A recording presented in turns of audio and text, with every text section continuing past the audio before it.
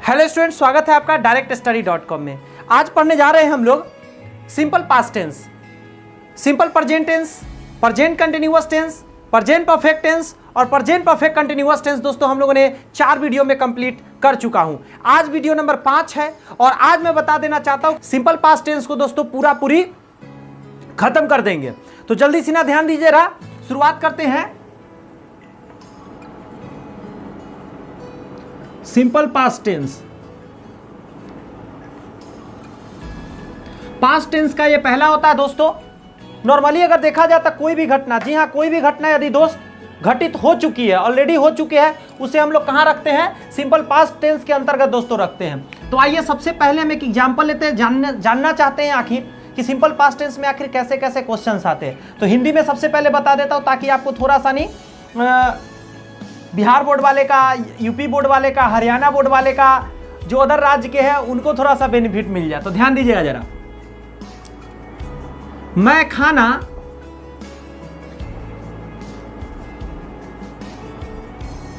खाता था, मैं खाना खाता था। या क्वेश्चन सुनिएगा, बदल सकता है, मैंने खाना खाया। क्लियर है बात? या मैं खाना खा चुका। अब देखेंगे ये तीनों क्वेश्चन में कोई अंतर नहीं है। मैं खाना खा चुका, अगर यहां पे स्टॉप हो जाए, है ना लगे, तो ये पास्ट टेंस में चला जाता है सिंपल पास्ट टेंस में। तो आप देख लो, मैं खाना खा चुका, ये सिंपल पास्ट टेंस में है। मैंने खाना खाया, ये भी सिंपल पास्ट टेंस में है। मैं खाना खाता था, मतलब मैं खाना खाता था, ये भी सिंपल पास्ट में ही है। यानी आप देख सकते हैं कि यहाँ 3 क्वेश्चन आपके सामने लिखा हुआ है दोस्त, जो सिंपल पास्ट में है, बट तीनों एक ही हैं। सभी क्या है? सभी एक ही हैं, यानी एक ही स्ट्रक्चर पर बनेंगे। आइए इसे समझते हैं कैसे बनेंगे। सबसे पहले स्ट्रक्चर देखना बहुत जरूरी है, तो स्ट्रक्चर देखिए जरा मेरे साथ साथ। सबसे पहले आएंगे सब्जेक्ट, उसके बाद वर्ब टू आएंगे, फिर ऑब्जेक्ट आएंगे, तो दोस्तों या कंप्लीमेंट आएंगे। अब आप यहाँ पे ध्यान दीजिएगा जरा, क्या क्या मैंने बोला? सब्जेक्ट आएंगे, वर्ब टू आएंगे, उसके बाद ऑब्जेक्ट या कंप्लीमेंट आएंगे। इससे आपको याद रखना होगा, बहुत ही सबसे छोटा इसी का होता है, लेकिन कहते हैं ना साइनाइट है दोस्तों, ये बहुत ज़्यादा जहरीला है। तो देखते हैं इस पे कैसे इसको बनाया जाए। देखिए सबसे पहले सब्जेक्ट, तो यहाँ आई दिख रहा होगा आपको, तो मैं आई लिख दूंगा। उसके बाद दोस्तों वर्ब टू करना है, तो खाना जो है, ये खाना, खाने को दोस्तों कहते हैं ईट।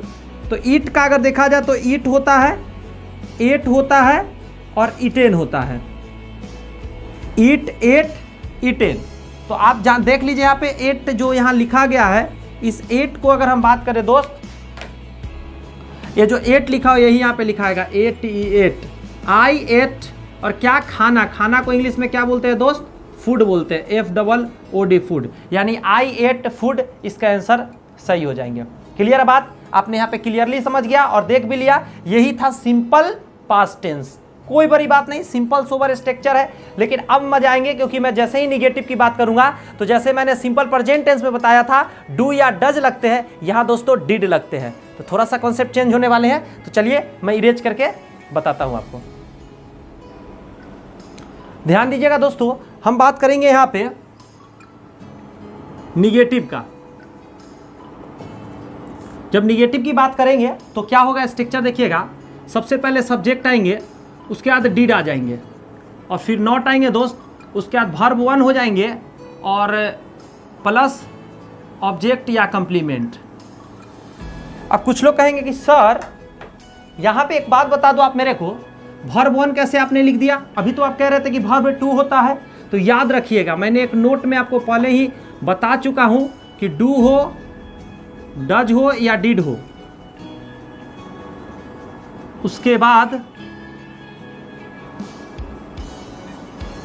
मतलब उसके बाद इन तीनों के बाद, मैं के बाद सिर्फ लिख देता हूं, के बाद हमेशा V1 होते हैं। इसके बाद हमेशा क्या होते हैं दोस्त? हमेशा V1 होते हैं। बहुत ही छोटा कॉन्सेप्ट है, याद रखने का कोशिश कीजिएगा। आइए इस पर एक क्वेश्चन लेते हैं, पुराना वाला क्वेश्चन को। मैं खाना नहीं खाता था। नकारात्मक हो गया, देख सकते हैं ता था, ती थी, ते थे वगैरह वगैरह लगा रहता है। इसमें क्या क्या लगा रहता है मैं बताना भूल गया था। ता था, ती थी, ते थे, और भी लगा रहता है या, ई, ए, आ, ये सब चीज भी दोस्तों लगे रहते हैं। चलिए इसको बनाने का कोशिश करते हैं। सबसे पहले मैं आई लिखूंगा, आई, डिड हमेशा लिखना है, डिड, उसके बाद नॉट लिखना है। आप देख सकते हैं आई के बाद डिड फिर नॉट, वर्ब वन कर देना है तो बहुत आसान हो गया। अब ईट लिखना है, ध्यान रखिए यहाँ पे कभी भूल से एट मत लिखिएगा, A T E ate, ate वाला क्या हो जाएंगे दोस्त, गलती हो जाएगी, ईट वाला क्या हो जाएंगे, राइट हो जाएंगे, eat food, FOOD food.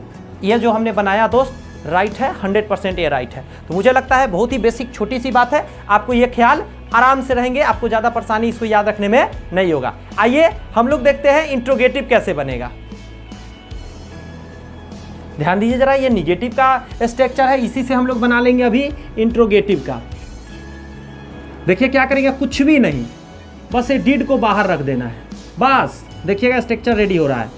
Did, ये सब्जेक्ट जो उसका त्यों रहेंगे, नॉट सॉरी नहीं होंगे क्योंकि अभी क्या है, ये मैं बना रहा हूँ negative plus sorry interrogative plus negative करूंगा ना तब नॉट वाला बनाऊंगा। तो इसमें होंगे did plus subject plus verb one हो जाएंगे प्लस ऑब्जेक्ट या कॉम्प्लीमेंट और एक क्वेश्चन मार्क बाद में लास्ट में बढ़ जाता है। तो मैंने इसी स्ट्रक्चर से रेडी किया, देख रहे हैं आप भी ऐसे ही करके कर सकते हैं आसानी से। क्वेश्चन देखिएगा, क्या मैं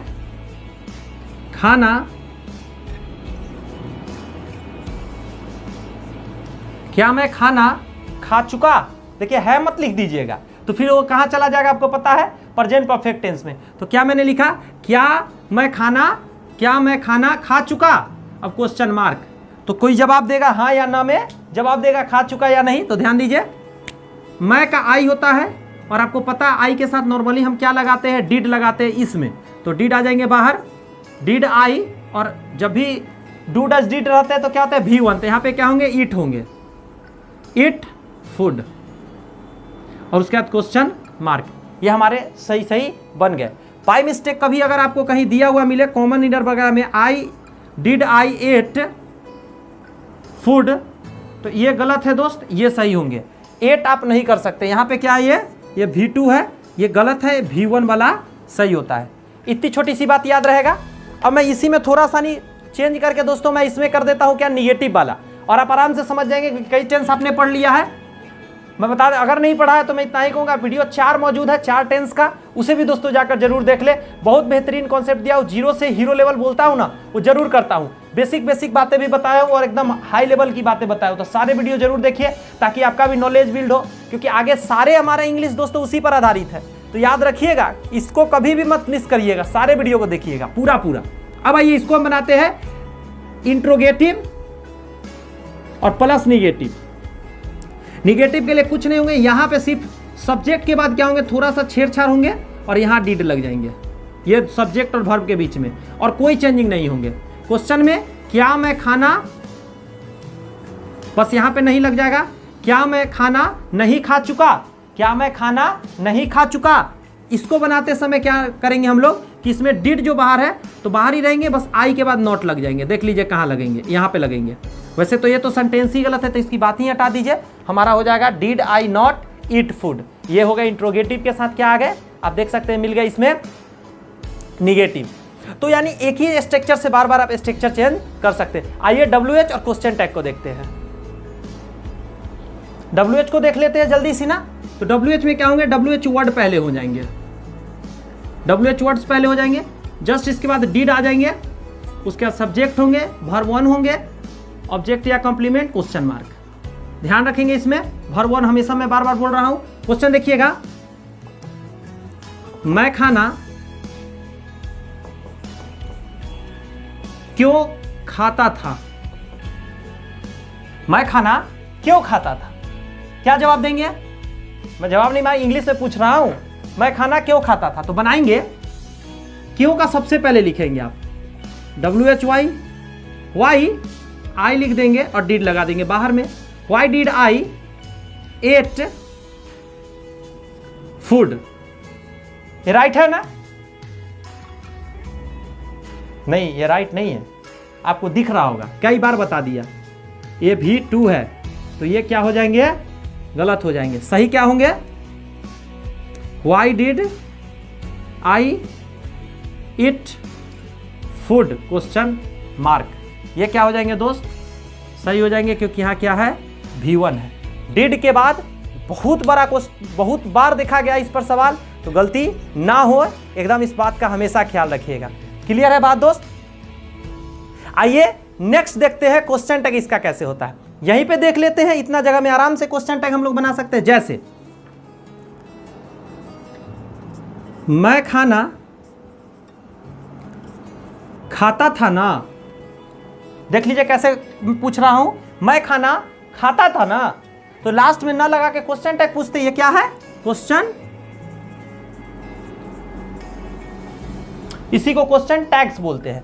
चलिए इसको सॉल्व करते हैं। बहुत ही बेसिक तरीका से मैं पहले बता चुका हूं। सबसे पहले लिखेंगे I ate फूड, उसके बाद कॉमा देना है। आप देखेंगे निगेटिव नहीं है, नकारात्मक नहीं है, तो हमको वहां नकारात्मक बनाना पड़ेगा। तो इसमें तो हेल्पिंग वर्ब है, ये नहीं है, हेल्पिंग वर्ब है, ये नहीं है, तो याद रखिएगा इसका हेल्पिंग वर्ब, मैंने ऊपर में कई बार बोला डिड है ना, इसी का हेल्पिंग वर्ब क्या लेंगे हम? हेल्पिंग वर्ब डिड को ले जाएंगे वहां पे। तो डिड लिखिएगा, सॉरी आप कैपिटल हो जाते हैं क्योंकि ये कॉमन हो जाते हैं, तो डिड, और इसमें नॉट शॉर्टकट वाला लगाइएगा। तो बता चुका हूं पहले ही वीडियो में, डिडंट हो जाएंगे, डिडंट और आई हो जाएंगे, यहां से ये आई यहां चले जाएंगे और क्वेश्चन मार्क लास्ट में हो जाएंगे। यही है क्वेश्चन टैग इसका दोस्तों, सिंपल पास्ट टेंस का। आई एट फूड डिडंट आई, इसका हिंदी हो जाएगा मैं खाना खाता था ना, मैं खाना खाता था ना, यही हो जाएंगे दोस्तों। क्या है ना, अगर आपकी चाहत है तो आप कैसा भी क्वेश्चन को बना सकते हैं। इसमें दोस्तों मैं नकारात्मक वाला का थोड़ा बनाकर बताता हूं, यह क्वेश्चन कि उसका कैसे बनता है। ऊपर में जगह है, आइए ऊपर में देख लेते हैं। क्वेश्चन हमारा यहां पे लिखता हूं, मैं खाना नहीं खाता था ना, मैं खाना नहीं खाता था ना। देखिए दोस्त कैसे बनेंगे, आइए समझिए। सबसे पहले आई, इंग्लिश में बनाते हैं इसको, ऐसे मैं पहले थोड़ा देर पहले बनाया था इसको।